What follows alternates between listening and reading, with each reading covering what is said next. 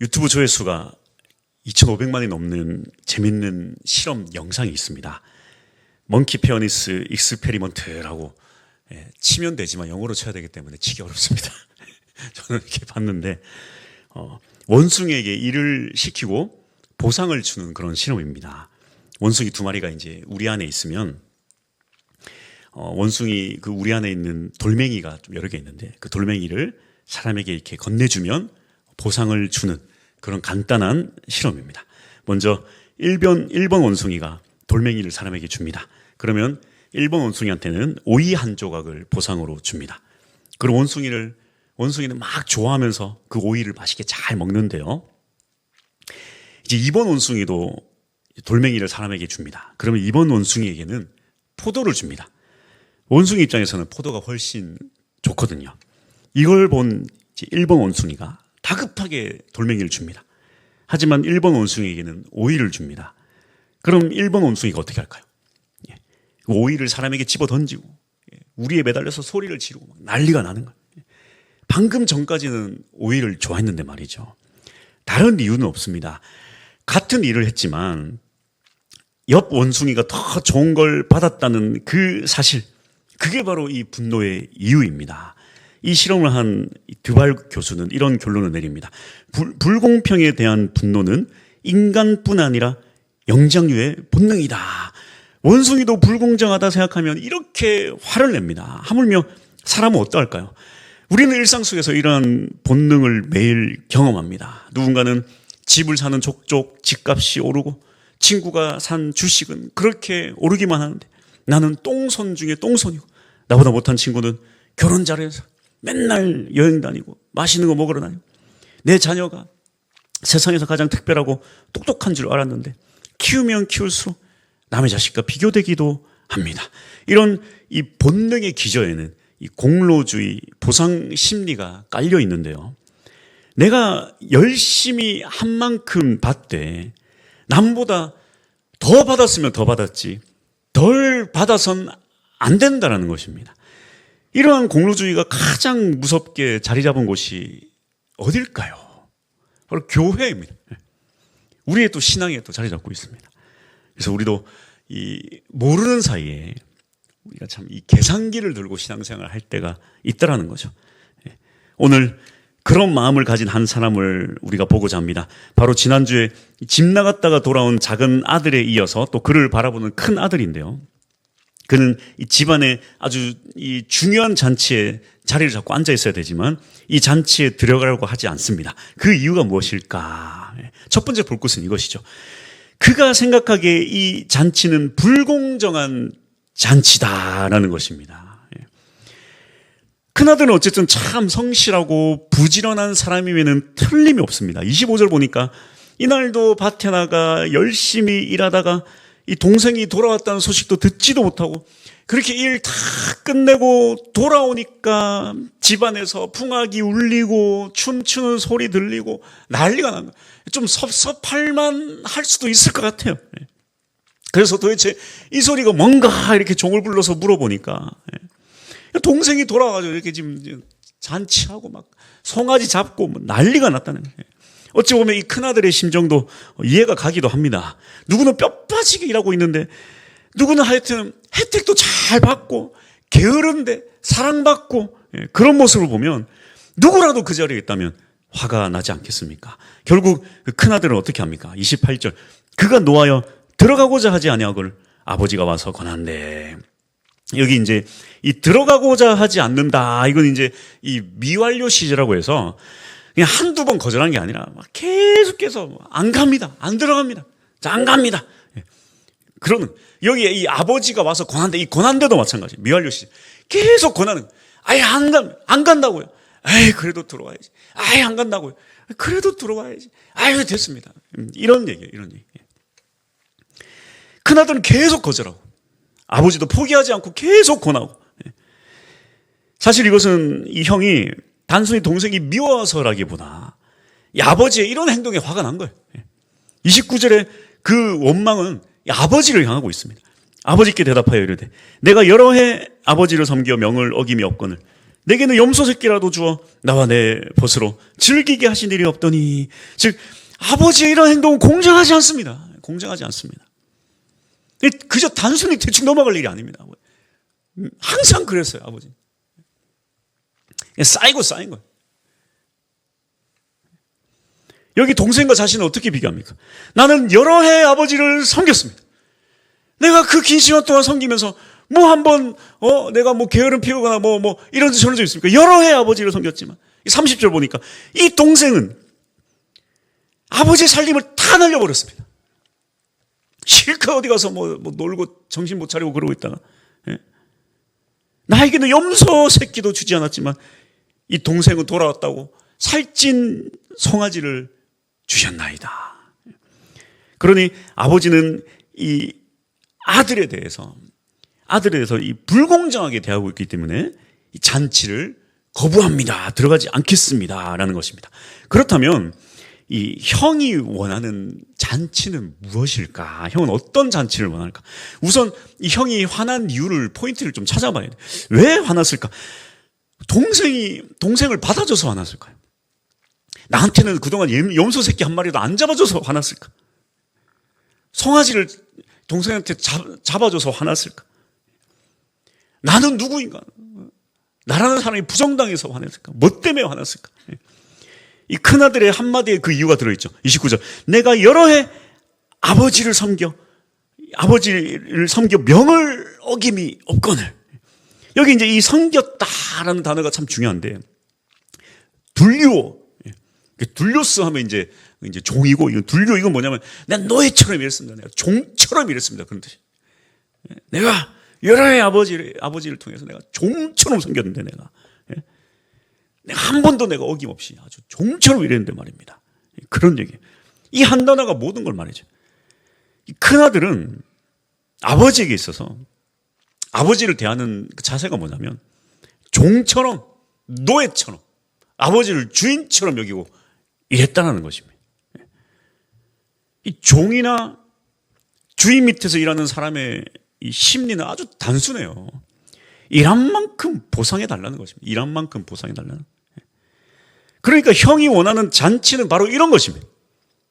동생은 그가 한 짓거리만큼 대가를 받아야 되고, 나는 내가 열심히 한 만큼 그만큼의 보상을 받아야 되고. 여러분, 공부도 마찬가지예요. 공부한 만큼 성적이 올라야 돼요. 공부 안 하면 성적 떨어져야 돼요. 근데 가장 짜증나는 인간이 누구냐? 맨날 노는데 1등하는 그 인간. 그 인간만 생각하면 살고 싶지가 않아. 그런데 이러한 이 한 만큼 받는 가치관은 도대체 이 뭐가 문제일까? 이게 문제가 됩니까, 이게?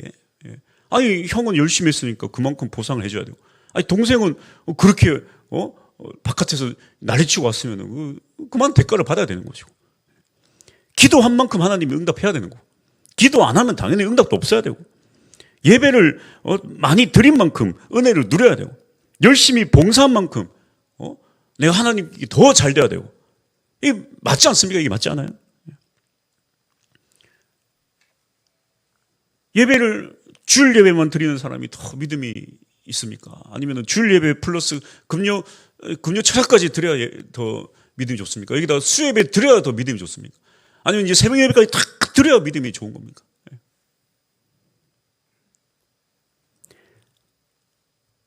사실 이 본문 핵심은 공정이냐 불공정이냐 이 문제가 아니에요, 이게 지금. 사실 성경은 오히려 이 불공정에 대한 것에 분노합니다. 아모스서를 보면 뭐 다른 예언서 다 마찬가지고요. 특별히 이 아모스서는요, 이 성경책 전체가 이 사회의 불공정한 사회, 이스라엘의 아주 불공정한 사회, 이 이방 땅이 불공정한 사회가 된 것에 대해 하나님 진노하시는 거예요. 그러니까 이게 지금 뭐 공정하냐 불공정하냐 지금 이게 문제가 아니라, 이 큰아들의 진짜 문제의 핵심은 바로 이것입니다.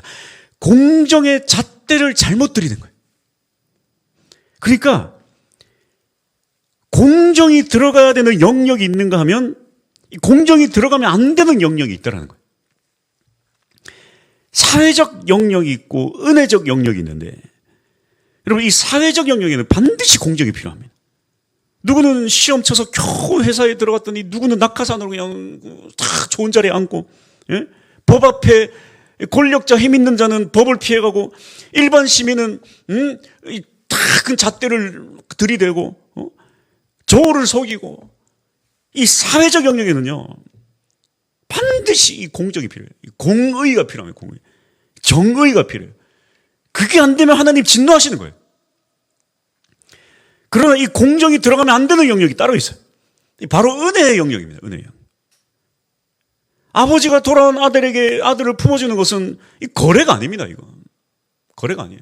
네가 나한테 얼마를 가져갔고 얼마를 날려먹었으며, 이 거래가 아니에요. 이건 아버지가 아들을 위해 송아지를 잡는 것은 이 뇌물이 아니에요. 이건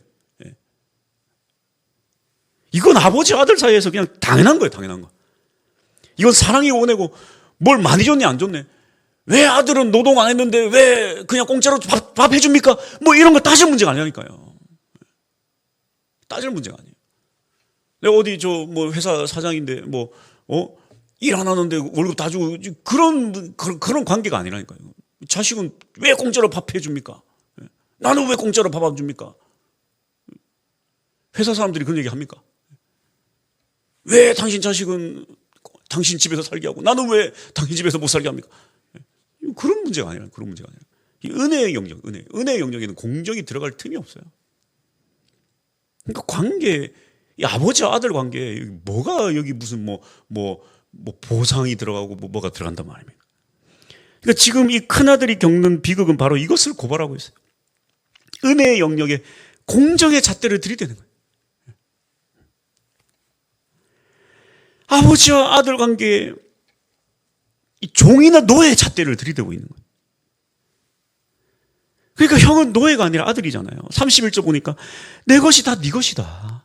내 것이 다 네 것이다. 넌 보상으로 여기까지 온 게 아니야. 넌 보상으로 이렇게 하는 게 아니야. 넌 아들이니까 그냥 거기 있는 거야. 아버지는 이 얘기를 하고 있는 거야. 아버지는. 근데 아들은 지금 뭐라고 합니까? 일한 만큼 보상하라는 거예요. 일한 만큼. 노예의 잣대를 들이대는 거예요. 일한 만큼 보상하고 게으른 만큼 심판하고. 이것이 바로 세상 가치관이에요. 종의 가치관. 일항대로 보상하는 가치관. 여러분, 이 일한 만큼 보상을 바라는 가치관은요, 일 안 한 만큼 정죄를 하는 거예요. 일 안 한 만큼 두려워하는 삶을 살게 되는 거예요. 그러니까 이 종은 그가 일한 대로 행한 대로 판단을 받습니다. 일한 만큼 돈 버는 거예요. 아니면 그만큼 작살 나는 거예요. 네. 그래서 이 하나님 아버지와 이 관계가 자녀 관계가 아닌 사람은요, 여러분, 판단받고 심판받아요. 요한계시록 20장 13절. 각 사람이 자기의 행한 이 행위대로 심판을 받는다. 각 사람마다 행한 대로 심판을 받는데, 이건요, 종의 관계 있는 사람, 하나님 아버지와의 어떤 이 자녀와의 관계가 아닌 사람은 이렇게 되는 거예요. 그러니까 여러분, 예수 안 믿고 죽은 사람은 어떡합니까? 물어보잖아요. 세종대왕 어떡합니까? 이순신 장군 어떡합니까? 여기 답이 나와 있잖아요. 자기 행한대로 하나님께서 알아서 하실 겁니다. 우리가 관여할 문제가 아니에요. 하나님이 알아서 하시겠죠. 그 행한 대로 갚아준다 그래요. 심판, 행한 대로 하시겠다. 그러니까 그거 가지고 이순신은 우리나라를 구했는데 천국 갔습니까? 제가 하나님 아버지가 알아서 하시는 거예요. 우리한테 물어볼 문제가 아닙니다. 하나님 아버지의 권위를 넘어서는 거예요. 그거 알아서 하시는 거고. 우리가 한 가지 알 수 있는 건 딱 하나 있어요. 한 가지 알 수 있는 거. 아들은 심판받지 않아요. 아들은. 요한복음 3장 18절. 그를 믿는 자는 심판을 받지 아니하는 것이요. 안 믿는 자는요, 그 행위대로 심판을 받을 것이다. 행위대로, 행위. 아들은 행위대로 심판받지 않아요. 이게 지금 막 엉망진창으로 살란 그런 얘기 아니에요. 어떤, 이 하나님 아버지와의 관계의 문제를 지금 푸는 거죠. 아들이니까. 그래서 예수님을 통해 하나님 아버지와 또 자녀로 관계가 회복된 사람은 어떤 은혜를 누립니까? 로마서 8장 1절. 그러므로 이제 그리스도 예수 안에 있는 자에게는 결코 정죄함이 없나니. 우리가 예수 십자가 은혜 안에 거야 되는 이유가 바로 여기에 있다는 겁니다. 우리가 아무리 예배 많이 드리고 성경 많이 읽고 성경 공부로 밤낮으로 성경을 아주 그냥 구멍나도록 파고 아무리 기도 많이 하고 해도요, 예수 십자가 은혜로 살지 않으면, 하나님 아버지의 품에 안기지 않으면요, 종으로 살아가게 돼요. 종으로 살아가게 돼요. 불안해. 믿음 생활이 불안해. 뭔가 해야지만 보상을 받을 거, 뭔가 안 하면 벌을 받을 것 같은 큰 아들과 같은 삶. 그런 이 공로주의가 교회 안에 들어오면요, 교회 안에서 은혜보다 정죄로 살아가게 돼 있어요. 정죄로. 순위를 계속 매기고, 누가 뭐 일을 더 많이 했냐 안 했냐, 누가 1등이냐, 누가 2등이, 누가 3등이, 누가 더 여기 공로가 더 많냐 적냐, 누가 더 세상 가치관이 교회에 들어오는 순간요, 교회나 세상이나 똑같아. 근데 세상은요, 당연하게 세상이니까 그 당연한 줄 알고 산다고. 근데 교회가 구명하게 되면요, 그 지옥이 되는 거예요. 교회 안에서 공로. 그래서 저도 그래요. 뭐 주보에다가 다 적고 싶지. 누가 이렇게 했습니다. 누가 이렇게 했습니다. 조심스러워요. 한마디 싹 하고 넘어가야 돼. 다 알고는 있지만. 그러기 시작하면 이 교회가 지옥이 되는 거예요. 우리는 하나님 아버지의 은혜로 살아가야 합니다. 할렐루야. 세 번째, 아버지가 원하는 잔치는 어떤 잔치인가? 그러니까 아버지의 마음은 바로 이거예요. 너도 자식이고 너도 자식이다. 너도 내 자식이고 너도 내 자식이다. 그러니까 내 자식인 동생에게 송아지를 잡는 것도 당연하고, 큰아들이 너도 마찬가지다. 31절. 아버지가 이르되 예, 너는 항상 나와 함께 있으니 내 것이다. 내 것이더래. 내게 다 네 거 아니냐. 야, 동생이 잡았던 그 송아지도, 네가 그렇게 섭섭해한 염소 새끼도, 야, 다 네 것이다. 그거. 넌 열심히 일한 만큼 보상받는 그런 종이 아니야. 너 내 아들이다. 네 것이다. 이게 바로 하나님 아버지의 마음입니다. 아들은 종과 달라야 돼요. 그래서 아들에게 원하는 삶의 태도는 달라야 됩니다.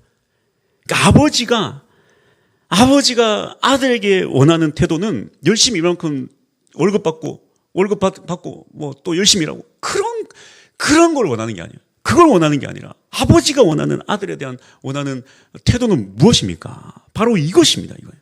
누가복음 15장 32절. 이거예요, 이거. 이내 동생은 죽었다가 살아났으며 내가 잃었다가 얻었기로. 우리가 즐거워하고 기뻐하는 것이 마땅하니라. 가족에 대한 사랑과 용서와 기쁨과 즐거움을 함께 나누는 것. 하나님 아버지가 우리에게 요구하는 신앙생활의 태도가 바로 이것입니다.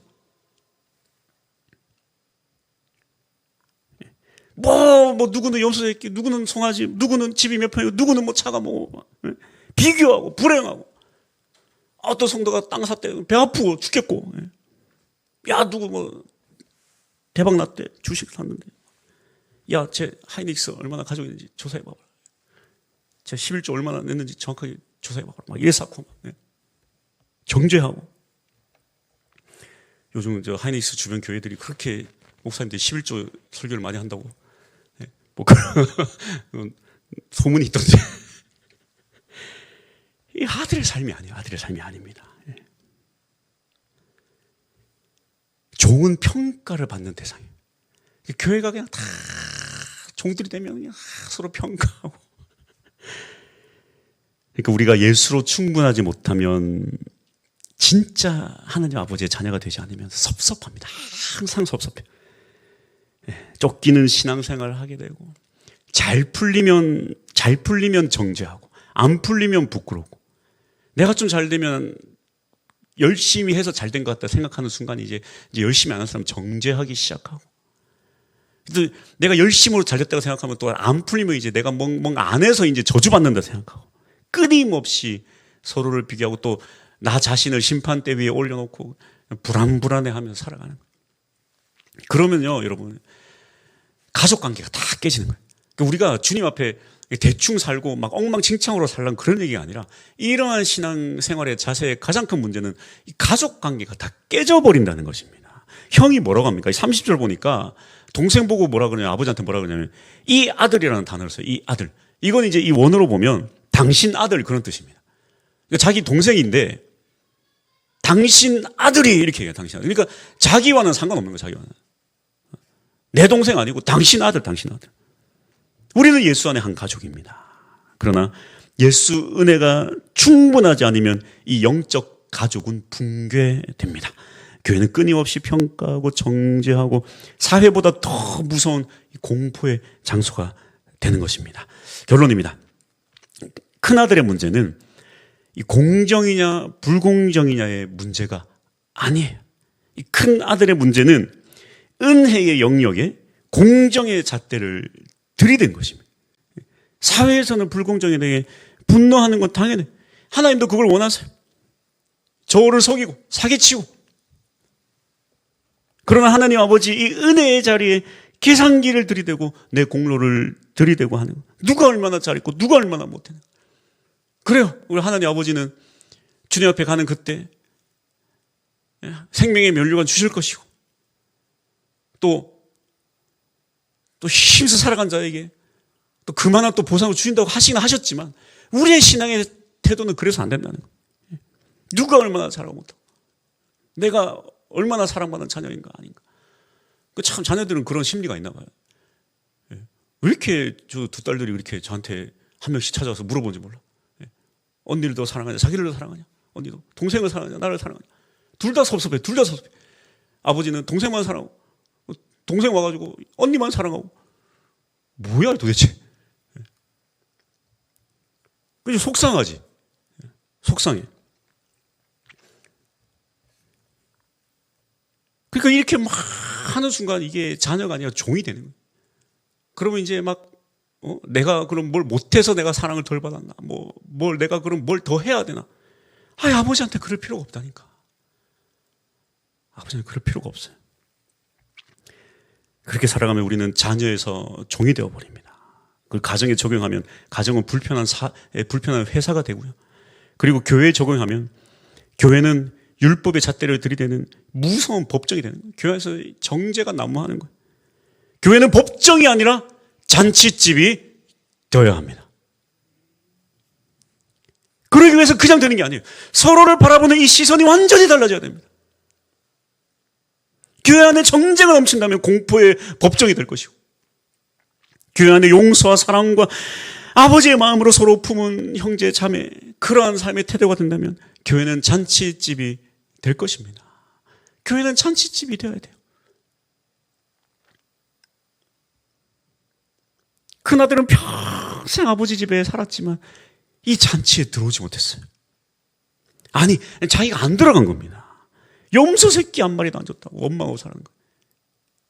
노예 근성입니다. 이 땅의 교회는 천국을 맛보는 곳입니다. 그러나 그냥은 안 돼요. 우리 모두가 이 종의 자세에서 자녀의 자세로 이 마음이, 가치관이 달라져야 돼요. 달라져야 됩니다.